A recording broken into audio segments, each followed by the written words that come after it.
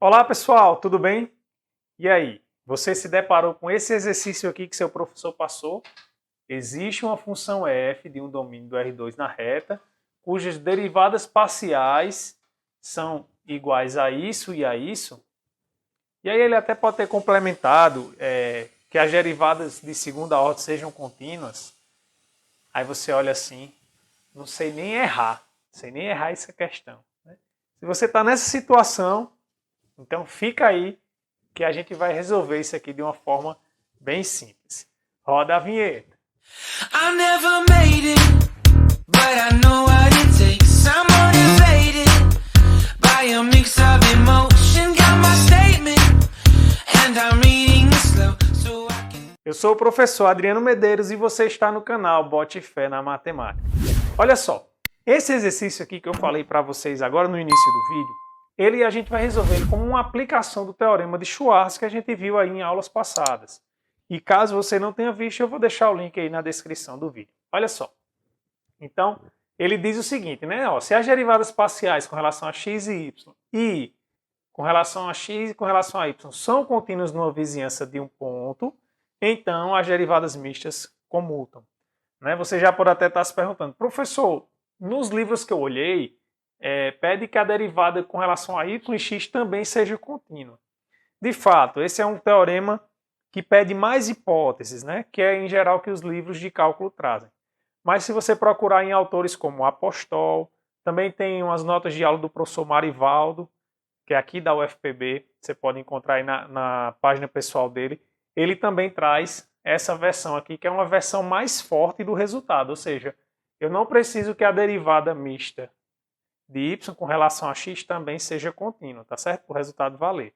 Então, só para você não ficar com essa dúvida aí em estar vendo essa versão que eu estou apresentando aqui para vocês. Né? Ela é uma versão melhor, porque ela pede menos hipóteses, tá bom? Bem, enfim, mas ele fala isso, né? Que se essas funções forem contínuas, então as derivadas mistas elas têm que comutar obrigatoriamente. Então, olha só, o que é que a gente tem aqui no exercício?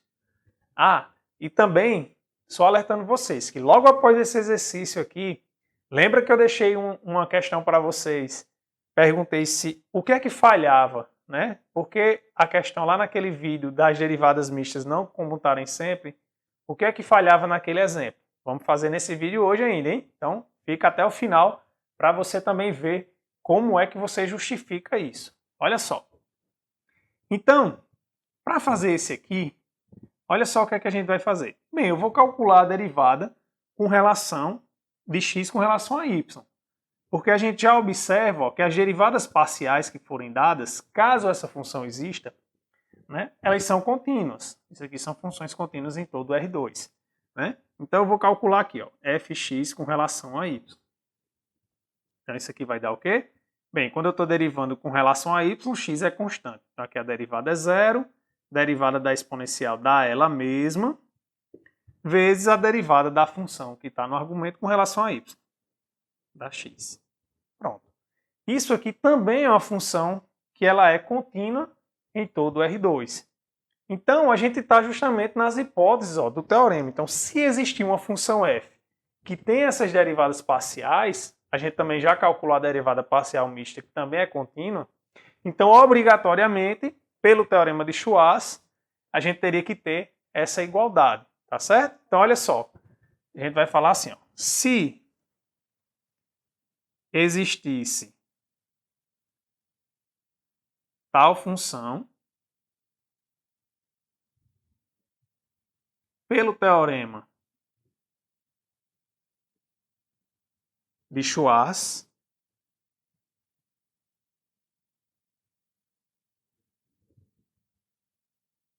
temos que fxy é igual a fyx, né? Para todo xy pertencente ao domínio de f. Tá? Isso aqui quer dizer um símbolo, quer dizer para todo ponto que está no domínio de f. Mas, o que é que acontece? Mas, se a gente calcular aqui fyx, né, derivar aqui com relação a x, a gente vai encontrar a derivada de x é 1, derivada de 3y com relação a x é 0. Ou seja, a gente encontrou fyx igual a 1, que é diferente da exponencial de xy vezes x, que é fxy. Certo? Então, se existisse tal função, então a gente chegaria nessa contradição, né? O teorema diria que eles tinham que ser iguais, mas eles são diferentes. Então, é dessa maneira que você justifica esse exercício, certo? Ou seja, contradição. Pronto.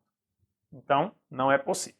Pronto. Então, se você está curioso agora para saber como é que você justifica lá que a função do exemplo anterior, do vídeo anterior, ela não atende, né, às condições do teorema de Schwarz, fica aí que a gente vai fazer agora. Então, esse foi o exemplo que a gente viu na aula passada, né? Eu dei essa função aqui para vocês, né? E aí a gente foi verificar se as derivadas mistas delas na origem comutavam, né? E aí a gente chegou à conclusão que não, né? Que elas são diferentes, né? Aqui o fxy na origem deu menos 1 e o fyx na origem deu igual a 1. Bem, então, se isso está acontecendo, né? Se as derivadas parciais mistas elas não coincidem, é porque alguma dessas condições aqui do teorema de Schwarz, né, ela não está sendo atendida, ou seja, ou a derivada parcial com relação a x não é contínua na origem, ou a derivada parcial com relação a y, ou a derivada mista, né, x, y, não é contínua na origem, tá bom? Então, para a gente poder verificar isso aqui, eu tenho, né, que olhar a continuidade dessa função, ó, fx, que a gente já tem ela fora da origem na origem, e da função fy.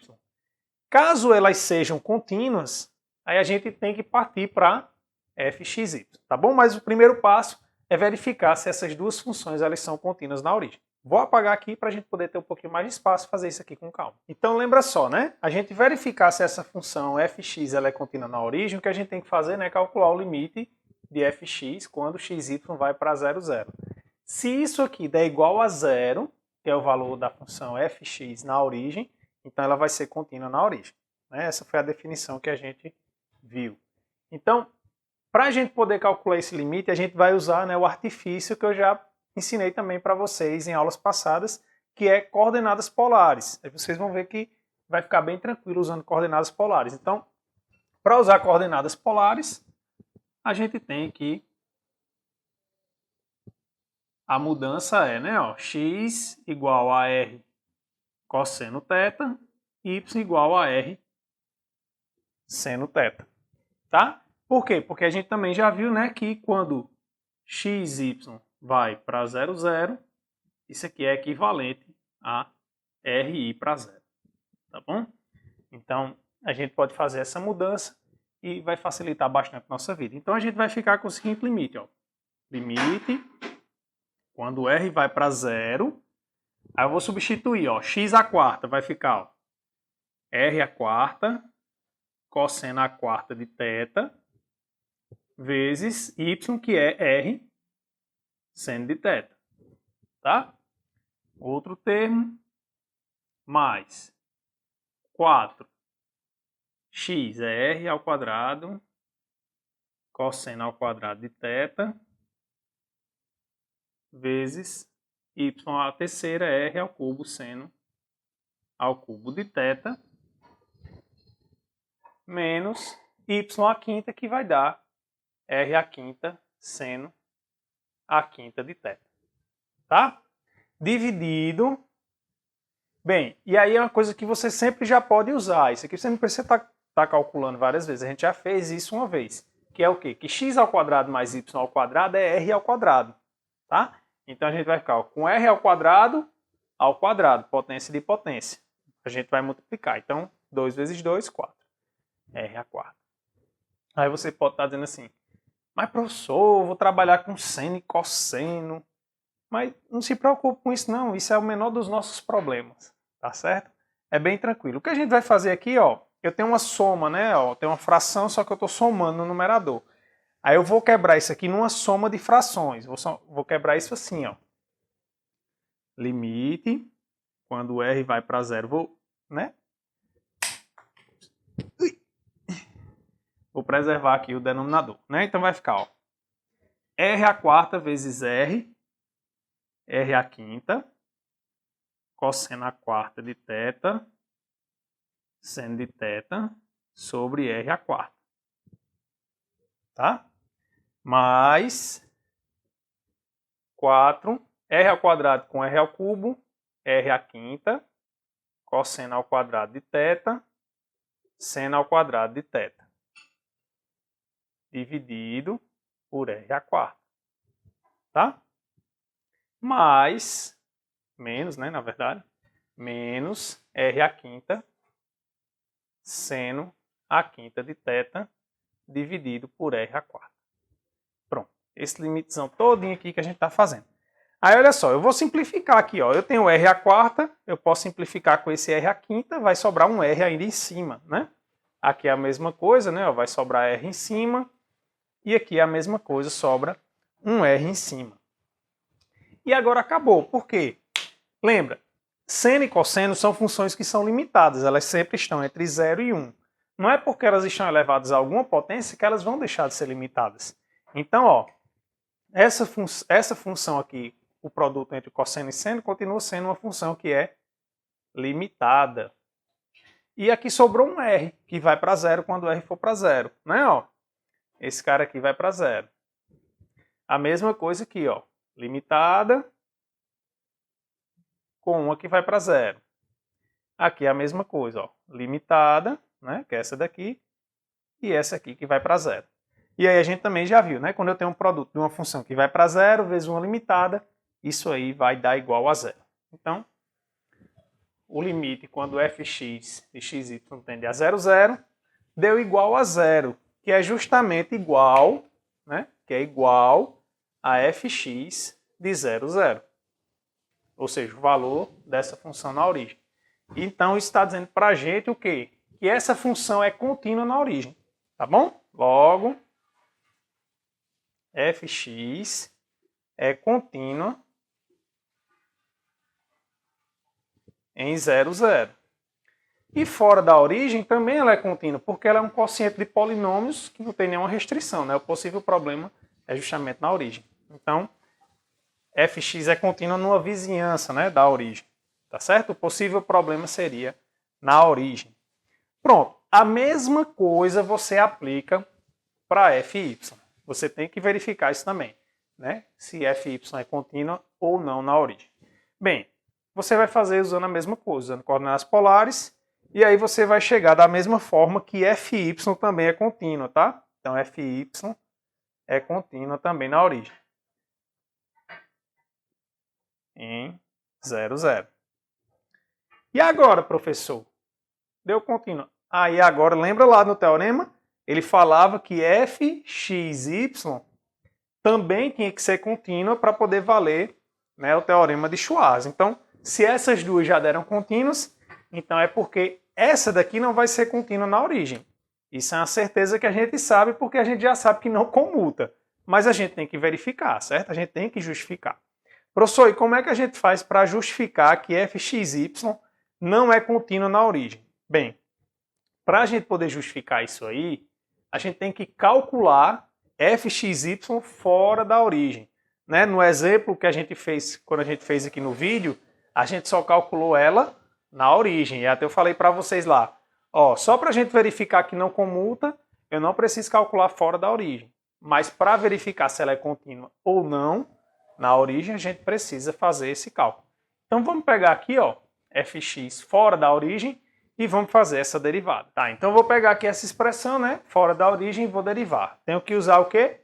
A regra do quociente. Então eu vou derivar o numerador com relação a y, né, derivando com relação a y vai ficar, ó, x à quarta mais 3 vezes 4, 12, 12, x ao quadrado, y ao quadrado, menos 5, y à quarta, vezes o denominador.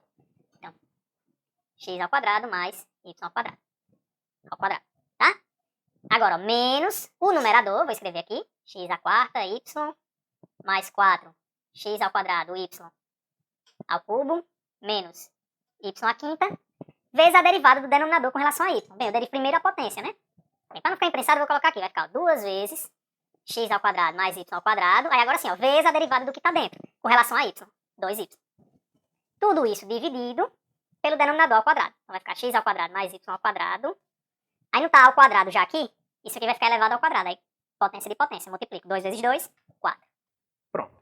Então essa é a derivada, né, da função fx com relação a y fora da origem. Na origem a gente já calculou. Deu menos 1. Beleza? Pronto. E agora, professor? Agora a gente tem que verificar se ela é contínua na origem. Na verdade, a gente já sabe que não é. Mas como é que a gente vai fazer? Bem, eu vou calcular esse limite aqui. Limite quando xy tende a 0, 0 de fxy. Tá?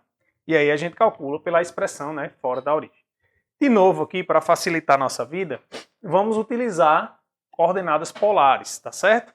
Bem, então vamos lá. Usando coordenadas polares, né, vai ficar da seguinte maneira, ó. No lugar do x eu vou colocar r cosseno θ, né, no lugar do y, r seno θ. Então vai ficar, ó, r a quarta cosseno a quarta de θ mais 12 que multiplica r ao quadrado cosseno ao quadrado de θ, r ao quadrado seno ao quadrado de θ, menos 5 que multiplica r a quarta seno a quarta de θ.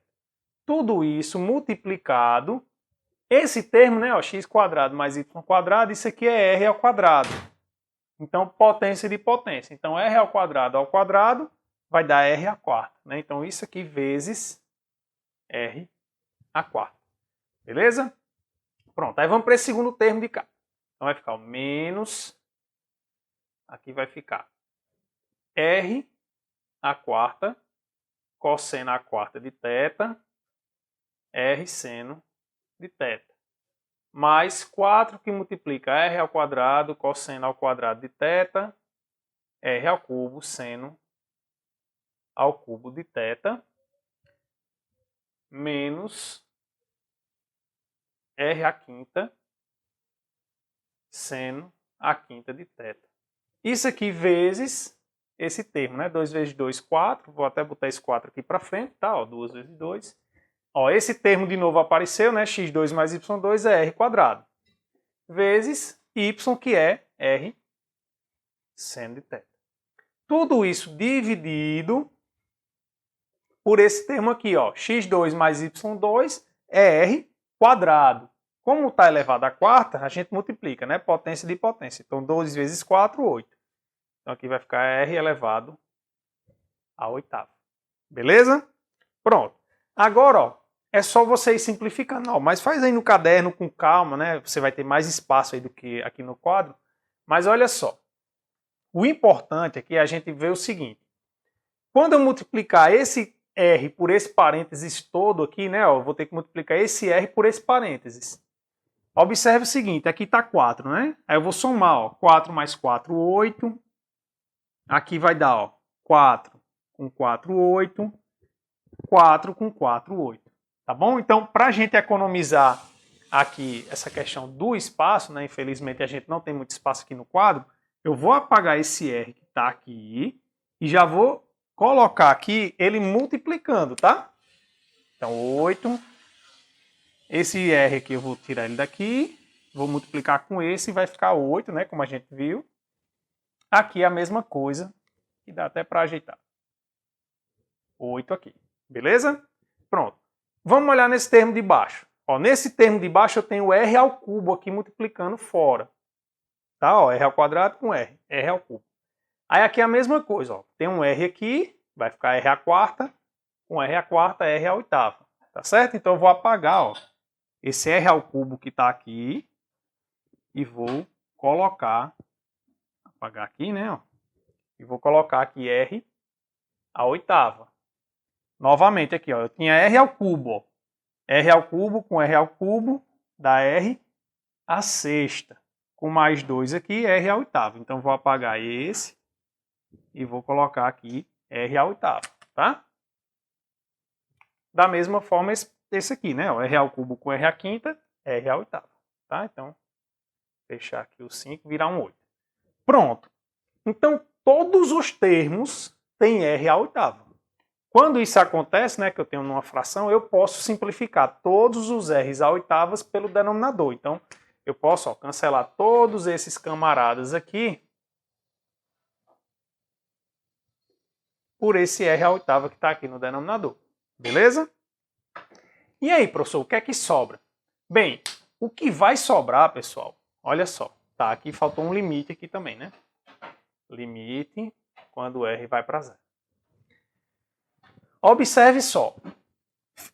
Ainda permaneceu algum r aí nessa expressão? Não, né? A gente cancelou todos os r's que existiam. Então sobrou só o que aqui? Teta.